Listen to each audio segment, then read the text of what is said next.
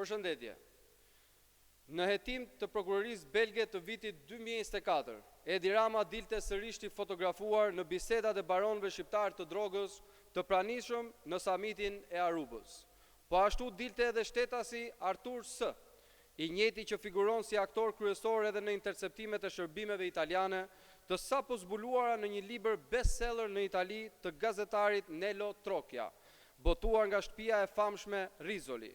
Në dosjen belge, flitej edhe për një dhuratë luksoze, e ngjashme me verën Romane Conti, por me një vlerë 10 herë më të madhe, një orë me kosto faraonike prej 400.000 eurosh.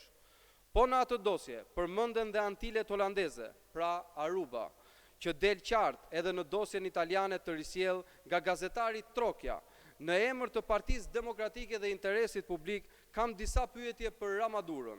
E kishe me vete orën 400.000 euroshe kur shkove për takimin me bosët e karteleve të drogës në Aruba. A ishe aty edhe dhuruesi i orës? A e falenderove për dhuratën e bukur dhe çfarë dhuratash të tjera shkëmbyet si koleg në trafikun ndërkombëtar të drogës? A i the se në Tiranë nuk e mban orën në dorë, por e ruan me kujdes në koleksionin e artefakteve të shtrenjta në bodrumin tënd në Surrel? Kush ishte me ty në takim? Si u ndan përqindjet për superkullën që narkobaronët do të ndërtojnë në zemër të Tiranës?